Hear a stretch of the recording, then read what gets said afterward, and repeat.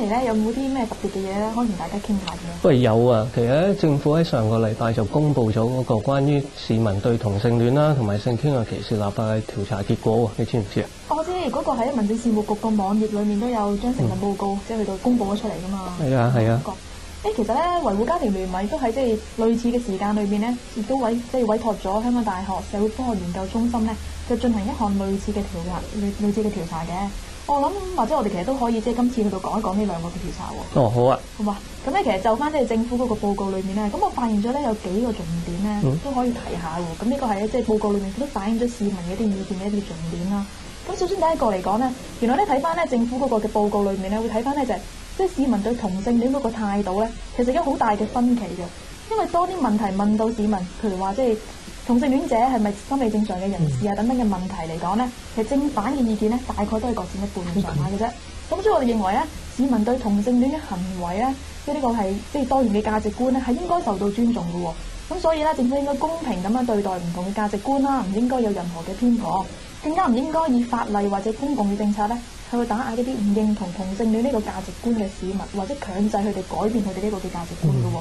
咁而除此之外咧，對於即係歧視同性戀者嗰個狀況嚟講啦，從呢個調查裏面都反映到咧，其實實質上歧視同性戀者嘅情況咧係唔嚴重嘅。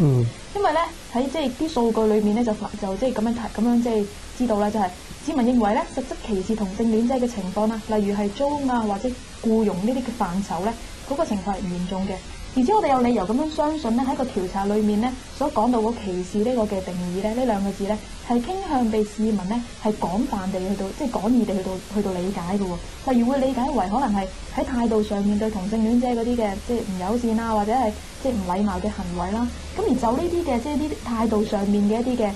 嘅即係問題嚟講咧，其實係咪即係訂立性傾向歧視條例可以消除得到咧？而呢方面其實係咪用教育嘅方法去到處理會更加合適咁樣咧？咁呢方面我哋都會係有啲地方我哋都覺得係需要去到討論嘅。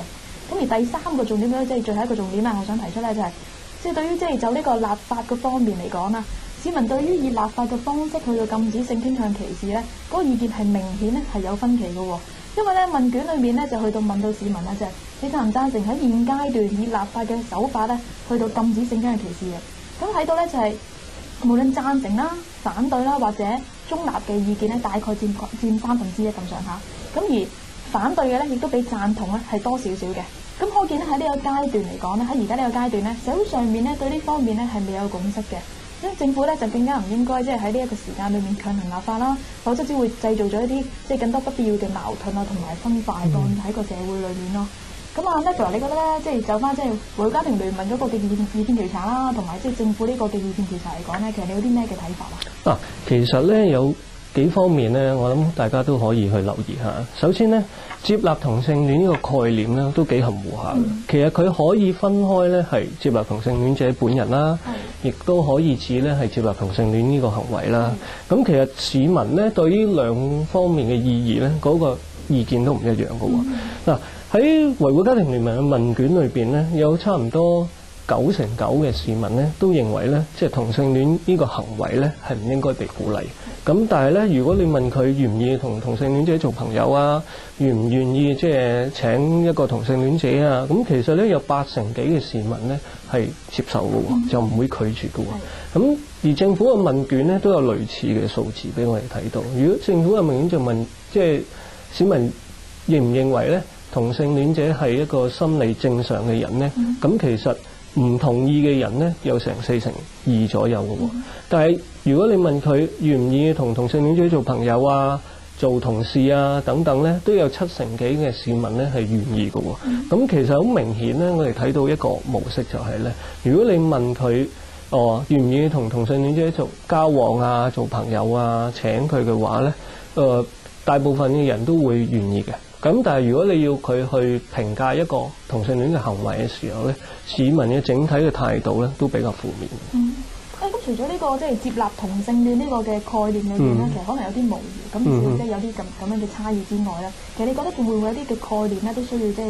係進一步嘅澄清咁樣？仲有嘅喎，其實咧關於歧視呢個概念咧都好廣泛同埋含糊嘅喎。咁歧視咧其實可以分開兩類，一類就係態度啦，或者言語上面嘅唔友善啦、唔尊重啦。咁但係呢啲就唔帶嚟實質傷害嘅。咁另外一啲咧就會係帶嚟實質傷害嘅，譬如即係你唔請佢啊，呢啲咧就會帶成呢個實質傷害。咁如果咧去問得好清楚，如果即係業主唔租屋俾同性戀者，或者咧社團唔俾同性戀者加入咧，認為嚴重嘅狀況咧嘅人咧係大概有10% 左右啦。咁但係如果係問一啲比較籠統嘅問題，譬如整體社會歧視同性戀者嘅情況啊，或者同性戀者喺學校裏邊受到嘅歧視咧，個數字咧就會飆升到咧30%左右。認為嚴重嘅話，咁好似又有啲矛盾。但係咧，其實我哋會睇到咧，如果係好具體去問市民，喂，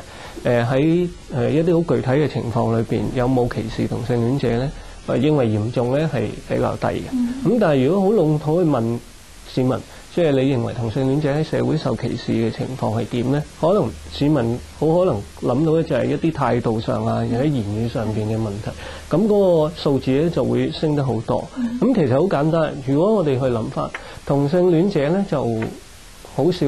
因為佢係同性戀者而冇受到教育。咁因為香港而家實施緊9年嘅強迫教育啦，咁亦都我哋冇乜聽到中學啊或者大學會主動去調查人哋嘅性傾向，而咧亦都係即係去開除一啲咧同性戀者咧唔能夠受教育。咁至於喺就業方面嘅情況咧，其實係好可惜嘅。政府係喺方面咧冇做到任何嘅科學性嘅研究，關於同性戀者喺就業啊、經濟上邊咧嗰個情況係點。咁我哋亦都希望即係政府會做一啲科學性嘅調查，可以具體咧就反映到咧有關同性戀者啦、雙性戀者啦喺社會咧受到嗰個唔公平嘅對待咧，係咪比一般人嘅多啦？佢哋喺就業啊、經濟嘅情況係咪比一般人嘅差啦？咁我相信，譬如喺人口普查嘅時候咧，政府都可以做呢啲嘅工作咯。其實我留意到咧，即係政府嗰個嘅即係調查結果裏面咧，有一個好有趣嘅地方啊。點啊？就係咧，其實咧頭先我都提過啦，就係咧大部分嘅市民咧都唔贊成政府以立法嘅手段咧去到消除性傾向嗰個歧視嘅。咁但係咧，亦都有好多嘅市民咧係支持呢個即係平等機會呢個原則咁樣。咁呢兩方面咧睇上嚟好似有啲矛盾，但係都好似有啲相同嘅地方。點樣理解啊？其實我覺得咧就咁嘅。嗱，市民咧，我哋睇到政府嗰個問卷咧，超過一半嘅受訪者咧都贊成咧應該平等對待咧同性戀者。咁但係咧，如果你問到具體即係要點樣做嘅時候咧，如果問到有關立法嘅話咧，其實支持嘅比例咧就會降到30%左右，咁而反對立法嘅比例咧就會咧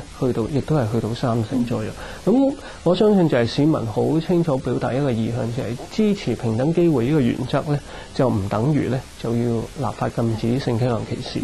咁另外一方面咧，就係政府去問有關於立法嘅問題嘅時候咧，就政府用嘅字眼比較正面嘅。因為本身歧視就係一個即係唔多好嘅字眼啦。咁如果你話要立法禁止歧視，咁即係贊成嘅咧，就好順理成章啦。咁但係其實政府喺個文件裏邊就冇表達到咧，其實立法禁止歧視咧，其實係用懲罰性嘅方法咧去懲罰嗰啲違法嘅人。咁如果將呢個嘅即係意思將呢個意義帶出嚟嘅時候咧，我哋睇翻維護家庭聯盟嘅問卷啦，如果去問要懲罰嗰啲咧視為違法嘅人咧，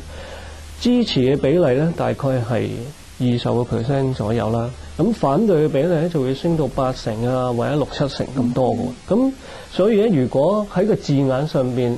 係唔同嘅話咧，都會影響到咧嗰個問卷嘅調查結果嘅。其實咧，如果即係你去睇啊，即係政府喺呢10幾年咧都做咗2次嘅調查啦。咁其實傾性傾向歧視條例咧，亦都即係呢10幾年亦都傾咗好多次。咁其實民間亦都做咗唔少嘢。咁喂，Amanda，你覺得咧，即係仲有啲乜嘢咧係即係需要去跟進啊，或者仲可以去做㗎？我覺得咧，其實政府咧都有需要咧，即係有咩責任咧，好清晰咁樣向市民去表達翻，即係究竟立法嗰個性質同埋後果。因為即係正如你頭先所講啦，即係你講到話消除歧視咧，喂，好正面㗎嘛，咁一定係要支持㗎啦，係咪？咁但係其實咧，即係即係又有冇即係政府又有冇即係好清晰咁樣向市民表達翻其實呢個即係立到法之後嗰個嘅後果啦，或者個立法嘅性質，其實我覺得係相當之重要。因為以香港嘅反歧視法嚟講咧，其實一個配套咁樣啦，即係裡面會包括咗有譬如騷擾罪啊、轉承責任啊、中傷罪啊、嚴重中傷啊、歧視性廣告等等呢啲嘅規限。咁我哋明白咧，咁喺呢啲嘅規限裏面咧，即係好難喺呢個問卷調查裏面咧，就向即係被訪者去到好清楚咁去到解釋，同埋俾佢哋即係清楚去到知道咁樣呢啲情況嘅。咁但係咧，我覺得咧，即係政府都有責任咧，去到以各種嘅方法，去到俾到市民知道咧，其實立法咧個內容係有以上所講嘅一啲嘅配套嘅，同埋立法之後會引嚟嘅後果嘅。咁我覺得咁樣先至能夠可以好清晰咁樣了解到市民對於呢個立法嘅意向咁樣咯。咁而除咗呢個，即係除咗即係呢個之外，咁你覺得有啲咩地方即係都可以俾啲意見或者啲建議，即係政府方面？我覺得咧，即係法例咧係保障同性戀者啦，同雙性戀者啦。咁但係咧，其實被規管嘅界別咧就好多嘅，例如商界啦、教育界啦、零售服務業啦、非政府嘅組織啦，同埋宗教團體啦。咁其實政府亦都有責任咧，去將呢啲嘅去諮詢呢啲團體啦，同埋個人，即係如果性傾向歧視立法咧，對佢哋咧有啲咩影響啦，同埋個後果係點啊？咁令到大家咧都可以清楚嘅時候咧，就能夠比較容易有一個共識啦，去睇其實我哋點樣去解決咧，即係性傾向歧視嘅問題啊。好啊，咁我哋今次嘅評論就去到呢一度啦，多謝各位。